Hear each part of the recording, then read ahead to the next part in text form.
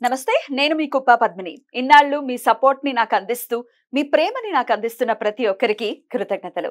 ఇప్పుడు చూడబోతున్న ఈ వీడియో కూడా ఖచ్చితంగా మీకు ఉపయోగపడుతుంది. లైక్, షేర్ అండ్ సబ్స్క్రైబ్ చేసి మీ ఇష్టాన్ని, అలాగే మీ సపోర్ట్‌ని నాకందించండి. అలాగే ఈ వీడియో పట్ల మీ అభిప్రాయాన్ని కామెంట్ సెక్షన్‌లో కామెంట్ చేసి నాకు తెలియజేయండి. నమస్తే. నమస్తే. Welcome to our channel. నేను కుప్ప పద్మిని. ప్రస్తుతం మనతో పాటు ప్రముఖ ఆధ్యాత్మికవేత్త, సూర్య ఉపాసకులు, Sun Spiritual Society founder Vikramaditya గారు ఉన్నారు. మాట్లాడదాం. సార్ నమస్తే సార్. సూర్యోస్మిత. సార్, రేపే మాఘమాస బహుళపక్ష ఏకాదశి.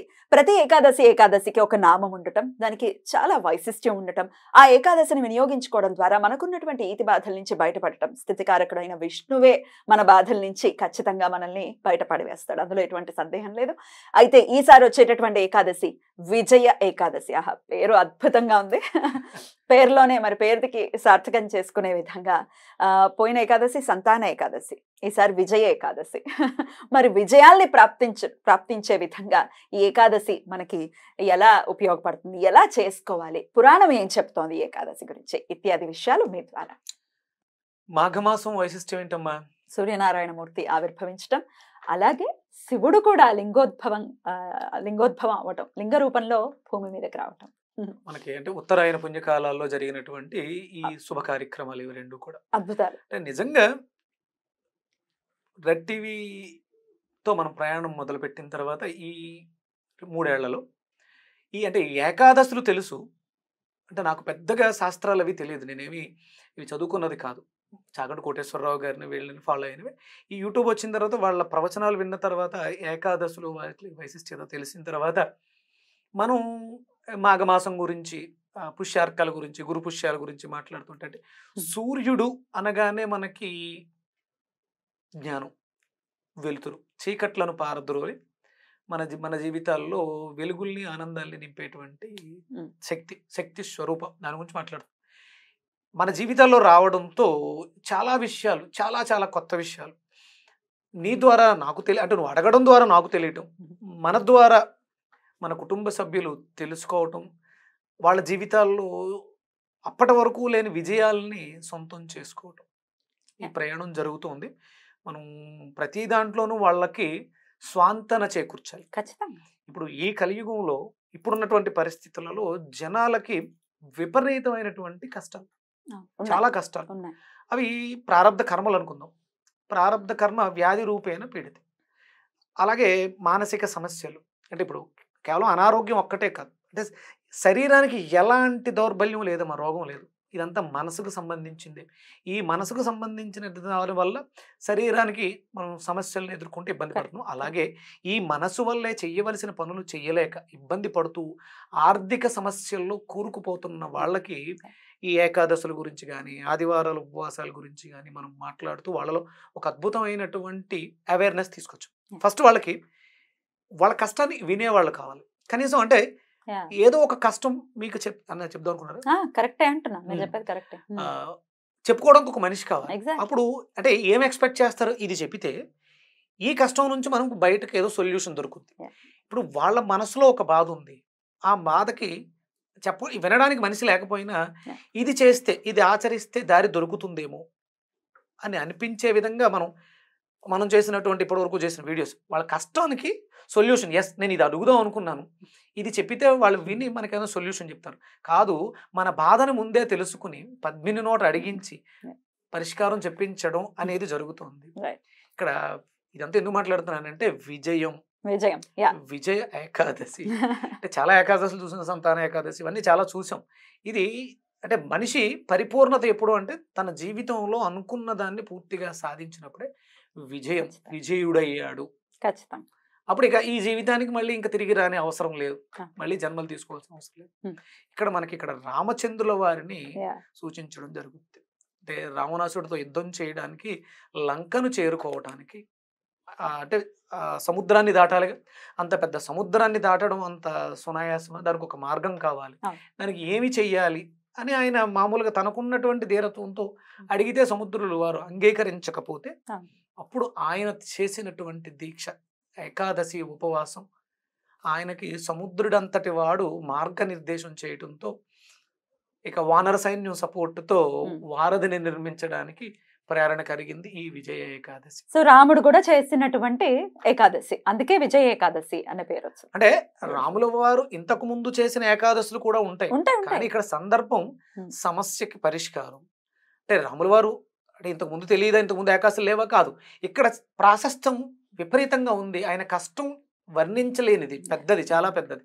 అందుకని దీనికి అంతటి ప్రాశస్త్యం వచ్చింది.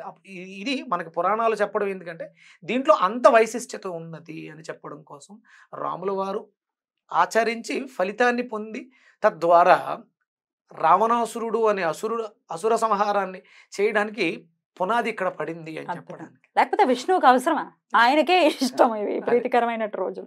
అయినప్పటికీ నరుడుగా వచ్చాడు కాబట్టి నర ధర్మాన్ని పరిపూర్ణంగా, ఇంకా అందులో ఆలోచనే లేదు, ఇంకో ఆలోచన. కర్మ అనుభవిస్తూ ఉన్నప్పుడు కర్మకి సత్కర్మ ప్రతికర్మ ఏదైతే ఉందో అది ఆచరించడం ద్వారా దాన్ని తగ్గించుకొని ఒక మార్గం నిర్దేశించబడింది, దారి దొరికింది. ఆ సేతు నిర్మాణానికి పునాది పడింది, వానరులందరూ సహకరించారు. అలాగంటే మనం ఈ ఏకాదశిని పురస్కరించుకొని మనం ఉపవసించగలిగితే మనకు ఉన్నటువంటి సమస్యలకి పరిష్కారం ఏదో ఒక రూపంలో, అది ఆరోగ్య సమస్య, ఒక మంచి డాక్టర్, అప్పటి వరకు మీరు రెగ్యులర్గా వెళ్తున్న డాక్టర్కి స్ఫురించని మెడిసిన్ ఏదో స్ఫురించడం జరుగుతుంది. రెండు జరగాలమ్మా, డయాగ్నోసిస్ పర్ఫెక్ట్గా జరిగితే, వ్యాధి నిర్ధారణ జరిగితే వ్యాధికి మెడిసిన్ ఏం వెయ్యాలి ఏమనేది కరెక్ట్గా దొరుకుతుంది. ఇప్పుడు నేను రీసెంట్గా ఒక పెద్ద ఆయనతో ట్రావెల్ చేస్తూ ఆదివారాల గురించి, అరుణ హోమాల గురించి చెప్తున్నప్పుడు ఆయనకేదో ఒక డిసీజ్ ఉంది, దాని గురించి మేము మాట్లాడుకుంటూ ఉన్నాం, కానీ నేను వేరే దానికి ట్రీట్ చేస్తూ ఉన్నాను, ఆయనకి ఇంకొకటి ఉంది, దానికి ఆ స్ఫురణ రాలే. ఇది మొదలుపెట్టిన తర్వాత ఒక 2-3 నెలల తర్వాత మీకు ఈ పర్టికులర్ ఇంకొక సమస్య ఉంది కదా, దానికి ఇది సొల్యూషన్.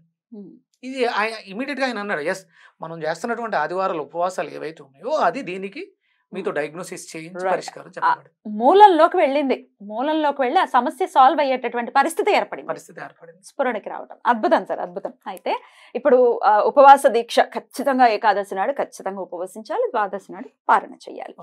అయితే ఈ ఆరోగ్య సమస్యల నుంచి అధిగమించడం కోసం చేయాలి. ఆల్రెడీ ఆరోగ్య సమస్యల్లో ఉన్నారు కొంతమంది, భయానకమైనటువంటి క్యాన్సర్స్తో బాధపడుతున్న వాళ్ళు. ఈ బీపీలు షుగర్లు సర్వసాధారణం అయిపోయింది, ఏజ్తో సంబంధం లేకుండా, జెండర్తో సంబంధం లేకుండా వస్తుంది. ఎలా చేయాలి ఉపవాసం అని అంటే నిర్దిష్టంగా ఎలా ఏం చెప్పింది శాస్త్రం? లంకణం పరమౌషధం అమ్మ. అంటే అనారోగ్య సమస్యతో బాధపడుతున్నప్పుడు అనారోగ్యం ఎందుకు వచ్చింది అంటే మనం అన్య పదార్థాన్ని తినకూడనిది తినడం వల్ల అనారోగ్యం వచ్చింది. ఇప్పుడు ఉపవాసం చేసేటప్పుడు అనారోగ్యంతో ఉన్నాను కాబట్టి ఏం తినాలి అనేది తప్పు. ఉపవాసం అంటే లంకణం పరమౌషధం. మందులు వేసుకోవాలి కదా, తినకుండా వేసుకుంటే గ్యాస్ట్రిక్ సమస్యలు వస్తాయి, అప్పుడు ఎలా అని అడిగితే, ఒక ఐసీయూలో పేషెంట్ ఉన్నాడమ్మా, వెంటిలేటర్ మీదే ఉన్నారు, వాళ్ళు మందులు ఇస్తూనే ఉంటారు, ఫుడ్ ఏం బెటర్, అక్కడ ఫ్లూయిడ్స్ తో మేనేజ్ చేస్తారు. మనం అంతే, ఎవరైనా అంతే. ఇప్పుడు అత్యవసర పరిస్థితుల్లో ఎమర్జెన్సీలో ఈ పేషెంట్ ఫుడ్ ఇడ్లీ తిన్నాడా, టాబ్లెట్ వేయాలి అని ఆలోచించారు, వాళ్ళు మెడిసిన్ ఇస్తారు, మెడిసిన్ అది ముందే, కానీ ఇక్కడ లిక్విడ్స్ రూపంలో ఇస్తారు, సెలైన్. అలాగే మనకు కూడా జ్యూసెస్ రూపంలో తీసుకోవాలి తప్ప, అంటే ఇప్పుడు మనం ఏదైతే తిన్నామో అది మనల్ని ఇబ్బంది పెడుతుంది. ఇంకొకటి చెప్తాను, అంటే నాకు చాలా గర్వంగా అనిపించింది ఏంటంటే, మనం ఏదైనా ఒక టాబ్లెట్ మెడిసిన్ లోపలేస్తే ఏదేసినా సరే పొట్టలోకి వెళ్ళి లివర్లో డివైడ్ చేసిపడి అక్కడ నుంచి ఓ 10-5% మాత్రమే రోగానికి వెళ్తుంది మందు, మిగతాది వేస్ట్. లివర్ చేసే పని లివర్ వేస్ట్ చేస్తుందా? అది అంటే అది వేస్ట్ పదార్థం, పంపదు కదా. కానీ ఆయుర్వేదంలో కానీ ఇప్పుడు మనం చెబుతున్నటువంటి వెజిటేబుల్ థెరపీలో కానీ దీనికి లివర్కి తెలుసు, ఇందులో డివైడ్ చేయవలసినవి ఏమీ లేవు, అన్ని ప్రాకృతికమైనవి, ప్రకృతిపరమైనవి. అంటే మనం ఏదైతే అనుకుంటున్నామో ఇన్నర్ నేచర్, అవుటర్ నేచర్, ప్రకృతిలో ఉన్నాం, ప్రకృతి మనలో ఉంది. నాకు రీసెంట్గా ఒక స్టడీస్లో వచ్చిందమ్మా, 177 మిలియన్స్ బ్యాక్టీరియా, అంటే నువ్వు వేరు బ్యాక్టీరియా వేరు కాదు, నువ్వే బ్యాక్టీరియా, మనం కూడా బ్యాక్టీరియా, మనలో బ్యాక్టీరియా ఉంది, మనం బ్యాక్టీరియాతో పాటు సహజీవనం చేస్తాం, సమూహంతోనే మనం.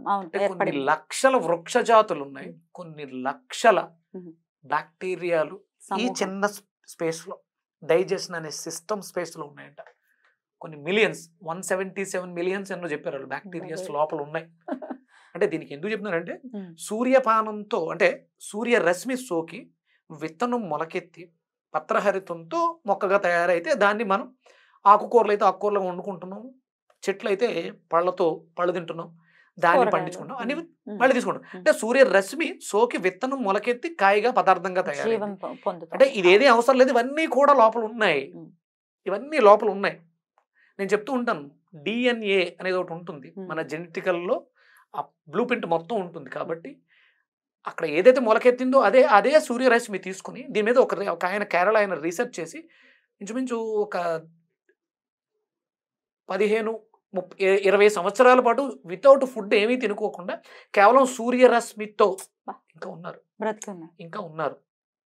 కేరళలో ఒక ఆయన ఉన్నారు, కర్ణాటకలో నిన్న తెలిసి కర్ణాటకలో కేవలం సూర్యపానంతో అంటే ఏదైతే సూర్యరశ్మి మొక్కని మొలకెత్తించి కాయగా పిందుగా పువ్వుగా మారుతుందో అదే లోపల మనలో అంటే ఆకలిస్తుంది కదా సార్. అదే అవి కోరికలు, క్రేవింగ్స్ అంతే. ఇంకా అలవాటు పడిన తర్వాత ఆకలి ఉండదా? ఉండదు, అమ్మ బాబోయ్. ఉండదు. ఎలా ఉన్నారు ఆయన? చాలా హెల్దీగా, ఇంతకు ముందు కన్నా ఆరోగ్యంగా. అసలు ఇంకేం తినరా? ఏమీ తినరు. మంచినీళ్ళు అవి తాగుతుంటారా? లిక్విడ్స్ అవసరం, వాటర్ అవసరం కాబట్టి లిక్విడ్స్ తీసుకుంటే తినక్కర్లేదు. సూర్యపానం అంటే వాళ్ళు చాలా చాలా గొప్పవాళ్ళు. సూర్యోపాసనలో ఏ స్థితికి వెళ్ళిపోయారు అంటే సూర్యుడు వేరు మేము వేరు కాదనుకున్నట్టు. అందుకని ఏంటంటే మన దృష్టి ఎప్పుడు కూడా ఇవాళ ఉపవాసం చేస్తున్నాం కాబట్టి ఏం తినాలని ఆలోచిస్తాం. రెగ్యులర్ లైఫ్ లో ఆలోచించు. ఏకాదశి వచ్చింది రేపు ఏం తినకూడదు కాబట్టి ఫ్రూట్స్ తెచ్చుకుందామా లేకపోతే ఇంకోటి ఏం తెచ్చుకుందాం ఇలా ఆలోచిస్తాం. అలా ఆలోచించొద్దు, తినొద్దు. లిక్విడ్స్ రూపంలోనే అంటే శరీరం శక్తిని కోల్పోకుండా ఉండాలి కాబట్టి ఈ జ్యూసెస్, నిమ్మకాయ రసం కానీ ఇలాంటివి తీసుకోవచ్చు. రైట్. అయితే దశమి నుంచే అంటే రేపే బుధవారం కాబట్టి ఇది దశమి నుంచి అంటే ఇవాళ సాయంత్రం నుంచి ఉపవాసం మొదలు పెడతాం. అంటే ఒంటి పూటే తింటాము, సాయంత్రం ఏదో లఘువుగా తినటం, మరునాడు మొత్తం ఉపవాసం ఉండటం. పారణ ఎల్లుండి పారణ ఎప్పుడు చేయాలి? మనకి మధ్యాహ్నానికి ఉంది ద్వాదశి కాబట్టి అప్పుడే పారణ చెయ్యాలంటే ఇవాళ ఇప్పుడు మొదలు పెడితే సాయంత్రం లఘువుగా అల్పాహారం తీసుకుని వదిలేస్తే రేపు మళ్ళీ ఎల్లుండి మధ్యాహ్నం వరకు కూడా అంటే మామూలుగా అయితే పారణ ద్వాదశి స్టార్ట్ అయినండి ఎంత ఎర్లీగా స్టార్ట్ అయితే అంత ఎర్లీగా చేసేయాలి, ఫినిష్ చేయాలంట. మరి మధ్యాహ్నం వరకు ఉంది కాబట్టి ద్వాదశ హరివాసరం ఉంది కాబట్టి మనకి కొంచెం ఎక్కువ సమయం పడుతుంది. ఉండగలరా? ఉంటాను, నేను ఉంటాను. అయ్యో నేనైతే ఖచ్చితంగా ఉంటున్నా. మీరు ఉండాలమ్మా. మీరు కమెంట్ చేయండి ఒకసారి, ఉంటున్నారో లేదో. ఎస్ అని ఒక కమెంట్ చేయండి. కూడా ఉంటున్నారు. అంటే రీసెంట్ గా ఒక యంగస్టర్ 36 hours ఫాస్టింగ్ ఉంటుంది.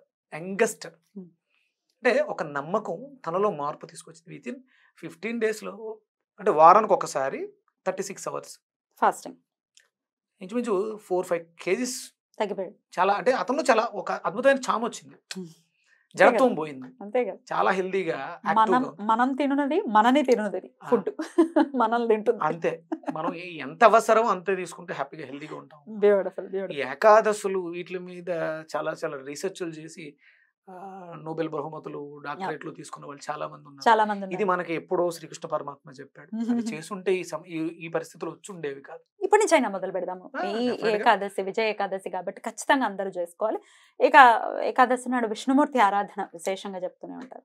ఆ శ్రీమన్నారాయణుడు సూర్యనారాయణమూర్తి రూపంలో ఉన్నారు కాబట్టి విజయాన్ని రాముల వారికి అందించినటువంటి అగస్త్య ప్రోక్తమైనటువంటి ఆదిత్య హృదయ పారాయణం, విష్ణు సహస్రనామార్చన పారాయణం మనకి ఎంతో మేలును చేస్తుంది. రాబోయే అంటే భవిష్యత్తు పరిస్థితులు బాగాలేదు. చాలా చక్కగా వివరించారు. సైంటిఫిక్ రీజన్స్ ఏంటి, ఏం చేయాలి, ఎలా చేయాలి అనేది వివరించారు.